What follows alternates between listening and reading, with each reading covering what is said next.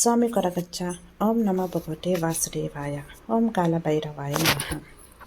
ಇವತ್ತು ನಾವು ಮಾತನಾಡಲಿಕ್ಕೆ ಹೊರಟಿರೋದು ಆತ್ಮಗಳ ಬಗ್ಗೆ. ಹೌದು, ನಮ್ಮನ್ನು ಬಿಟ್ಟು ಈ ಪ್ರಾಪಂಚಿಕ ಸುಖಭೋಗವನ್ನೆಲ್ಲ ತ್ಯಜಿಸಿ ದೂರವಾದಂತಹ ಆ ಪರಮಾತ್ಮನ ಪಾದವನ್ನು, ಆ ಮಹಾದೇವನ ಪಾದವನ್ನು ಸೇರಿದಂತಹ ಪವಿತ್ರವಾದಂತಹ ಆತ್ಮಗಳು ನಮ್ಮ ಸುತ್ತಲೂ ಇರುತ್ತೆ. ನೀವು ಅಂದ್ಕೊಳ್ಬೋದು, ಆತ್ಮಗಳು ನಮ್ಮ ಸುತ್ತಲೂ ಇರುತ್ತಾ? ನೋಡಿ, ಕೆಲವೊಂದು ಸಮಯ ಸಂದರ್ಭಗಳಲ್ಲಿ ನಿಮಗೆ ಇದು ಅನುಭವಕ್ಕೆ ಬಂದಿರ್ಬೋದು. ಇವಾಗ ನೀವು ಅತಿಯಾಗಿ ಯಾರನ್ನು ಪ್ರೀತಿ ಮಾಡ್ತಾ ಇರ್ತೀರ, ಅಥವಾ ಅತಿಯಾಗಿ ನಿಮಗೆ ಒಂದು ಸಂಬಂಧದಲ್ಲಿ ಇದ್ದವರು ಸಡನ್ನಾಗಿ ಅಥವಾ ವಯೋಸಹಜ ಕಾಯಿಲೆಗಳಿಂದ ಅಥವಾ ಇನ್ಯಾವುದೋ ರೀತಿಯಿಂದ ಅವರು ನಮ್ಮನ್ನು ಬಿಟ್ಟು ಅಗಲಿದಾಗ ಆ ವ್ಯಕ್ತಿಗಳನ್ನು ನೆನಪು ಮಾಡಿಕೊಂಡು ನಾವು ಕಣ್ಣೀರು ಹಾಕ್ತಾ ಇರ್ತೇವೆ, ಅಥವಾ ಅವರ ಬಗ್ಗೆನೇ ಆಲೋಚನೆ ಮಾಡ್ತಾ ಇರ್ತೇವೆ. ಇದೆಲ್ಲವೂ ಅವರಿಗೆ ತಿಳಿಯುತ್ತೆ. ಆ ಆತ್ಮ ಬಂದು ನಿಮಗೆ ಸಮಾಧಾನವನ್ನು ಮಾಡುತ್ತೆ. ಯಾವ ರೀತಿಯಲ್ಲಿ ಸಮಾಧಾನ ಮಾಡಬಹುದು? ಅದು ಬೇರೆ ಯಾರ ಮೂಲಕ ಆದರೂ ಬರಬಹುದು, ಅಥವಾ ನಿಮಗೆ ಸಡನ್ನಾಗಿ ಫೋನಿನಲ್ಲಿ ಅವರಿಗೆ ಇಷ್ಟ ಆದಂತಹ ಸಾಂಗ್ ಬರ್ಬೋದು, ಅಥವಾ ಸಡನ್ನಾಗಿ ನಿಮ್ಮ ಫೋನ್ ಆಫ್ ಆಗ್ಬೋದು, ಅಥವಾ ಲೈಟ್ ಆಫ್ ಆಗ್ಬೋದು, ಅಥವಾ ಲೈಟ್ ಆಫ್ ಇದ್ದರೆ ಆನ್ ಆಗ್ಬೋದು, ಕರೆಂಟ್ ಹೋಗ್ಬೋದು.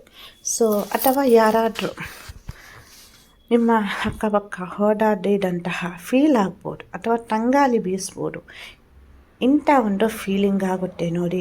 ದೇಹಕ್ಕೆ ಮಾತ್ರ, ಈ ದೇಹ ಮಾತ್ರ ಸಾಯುತ್ತೆ, ನಾಶವಾಗುತ್ತೆ. ಬಟ್ ಆತ್ಮ ಅನ್ನೋದು ಅದು ಇದ್ದೇ ಇರುತ್ತೆ. ಆ ಆತ್ಮ ನೀವೇನು ಮಾಡ್ತೀರಾ ಅಂತ ನೋಡ್ತಾ ಇರುತ್ತೆ. ನೀವು ಕಣ್ಣೀರು ಹಾಕ್ತಾ ಇದ್ದರೆ ಆ ಮಹಾದೇವನ ಹತ್ತಿರ ಇರುವವರಿಗೂ ಬೇಸರವಾಗುತ್ತೆ. ಅವರು ಕೂಡ ನಿಮ್ಮನ್ನು ನೋಡಿ ಕಣ್ಣೀರು ಹಾಕ್ತಾರೆ, ನೋವು ಪಡ್ತಾರೆ, ಯಾತನೆ ಅನುಭವಿಸ್ತಾರೆ. ಹಾಗಾಗಿ ಅತಿ ಪ್ರೀತಿ ಪಾತ್ರರನ್ನು ಕಳೆದುಕೊಂಡಿದ್ದೀರಾ.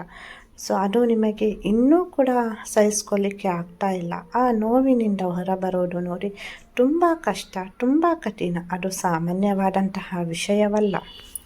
ಆದರೆ ನೀವು ಕಣ್ಣೀರು ಹಾಕಿದಾಗ, ಅಥವಾ ಊಟ ಮಾಡದೆ ಅವರ ನೆನಪಿನಲ್ಲಿ ಕೊರಗಿದಾಗ, ಅವರ ಮುಂದಿನ ಯಾತ್ರೆಗೆ, ಮುಂದಿನ ಅವರ ಏನು ಅವರು ಕರ್ತವ್ಯವನ್ನು ಮಾಡಬೇಕು ನೋಡಿ, ಕರ್ಮಲೋಕದಲ್ಲಿರಬಹುದು ಅಥವಾ ಇನ್ಯಾವುದೇ ಲೋಕದಲ್ಲಿರ್ಬೋದು, ಅದು ಅವರಿಗೆ ಆಗುವುದಿಲ್ಲ, ತಡೆಯಾಗುತ್ತೆ. ಹಾಗಾಗಿ ನೋಡಿ, ಆದಷ್ಟು ನೀವು ಏನು ಮಾಡಬೇಕು ಅಂದರೆ ಆ ಆತ್ಮವನ್ನು ಸಂತೋಷದಿಂದ ಕಲಿಸಿಕೊಡುವಂತಹ, ಅಥವಾ ಆತ್ಮವನ್ನು ಖುಷಿಯಿಂದ ಇರುವಂತಹ ಒಂದು ಪ್ರಯತ್ನವನ್ನು ನೀವು ಮಾಡಬೇಕು. ಏನು ಮಾಡುವುದು ಹಾಗಾದರೆ? ನಮ್ಮನ್ನು ಅಗಲಿದಂತಹ ಗುರು ಹಿರಿಯರು ಇರಬಹುದು, ಅಥವಾ ಪ್ರೀತಿ ಪಾತ್ರರು ಇರ್ಬೋದು. ಅವರಿಗೆ ಏನು ಇಷ್ಟ ಆಗ್ತಾ ಇತ್ತು ಆ ಅಡಿಗೆಯನ್ನು ಮಾಡಿ ಬಡಿಸಿ ನೀವು ಸಂತೋಷದಿಂದ ತಿನ್ನಬೇಕು. ಆವಾಗ ಅವರು ಕೂಡ ಅದನ್ನು ತಿನ್ನುತ್ತಾರೆ. ಹಾಗೆಯೇ ಖುಷಿಯಾಗಿರಬೇಕು. ಕಣ್ಣೀರು ಹಾಕಬಾರ್ದು. ಕಣ್ಣೀರು ಹಾಕಿದರೆ ಆತ್ಮ ನೊಂದುಕೊಳ್ಳುತ್ತೆ.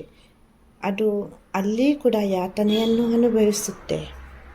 ಆತ್ಮಗಳ ಬಗ್ಗೆ ಹೇಳುವುದಾದರೆ, ಆತ್ಮ ನಿಮ್ಮ ಹತ್ತಿರ ಇದ್ದಾಗ ನೋಡಿ, ವಾತಾವರಣದಲ್ಲಿ ಹೀಟ್ ಇರ್ಬೋದು, ಬಟ್ ನಿಮಗೆ ಒಂದು ತಣ್ಣಗಿನ ಗಾಳಿ ಬೀಸಿದ ಹಾಗೆ, ಮನೆಯಲ್ಲಿ ಕಿಟಕಿಗಳು ಬಾಗಿಲುಗಳು ಕ್ಲೋಸ್ ಆಗಿದ್ದರು ನಿಮಗೆ ಯಾರೋ ಓಡಾಡಿದ ಫೀಲ್, ಅಥವಾ ಏನೋ ಒಂದು ರೀತಿ ಅನುಭವ, ನಿಮಗೆ ಬಟರ್ಫ್ಲೈಸ್ ಕಾಣಿಸ್ತಾ ಇರ್ಬೋದು, ಅಥವಾ ಎಲ್ಲೋ ಒಂದು ಕಡೆ ನಿಮಗೆ ಸಡನ್ನಾಗಿ ನಾಯಿ ಬೊಗಳಿದಂತಹ ಸೌಂಡ್, ಅಥವಾ ಸಡನ್ನಾಗಿ ಪಾತ್ರೆ ಬೀಳೋದಿರ್ಬೋದು.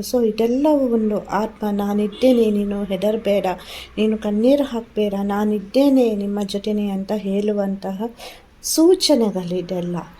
ಹಾಗಾಗಿ ಯಾರೇ ಆಗಿರಲಿ, ಎಲ್ಲರಿಗೂ ಆ ಮಹಾದೇವನ ಬಳಿ ಹೋಗುವಂತಹ ಒಂದು ಅವಕಾಶವಿರುತ್ತೆ. ಹಾಗಾಗಿ ನಿಮ್ಮ ನೋವು ನನಗೆ ಅರ್ಥವಾಗುತ್ತೆ. ಯಾವುದಕ್ಕೂ ದುಃಖ ಪಡಬೇಡಿ. ಆತ್ಮಗಳ ಬಗ್ಗೆ ಇನ್ನಷ್ಟು ಹೆಚ್ಚಿನ ಮಾಹಿತಿ ಬೇಕು ಅಂದರೆ ಕಮೆಂಟಲ್ಲಿ ಹೇಳಿ. ಎಲ್ಲರಿಗೂ ಒಳ್ಳೆಯದಾಗಲಿ. ಆ ಮಹಾದೇವನ, ಮಹಾವಿಷ್ಣುವಿನ, ಕೊರಗಜ್ಜನ, ಕಾಲಭೈರವನ ಆಶೀರ್ವಾದ ಸದಾ ನಿಮ್ಮ ಮೇಲೆ ಇರಲಿ ಅಂತ ಪ್ರಾರ್ಥಿಸುತ್ತೇನೆ.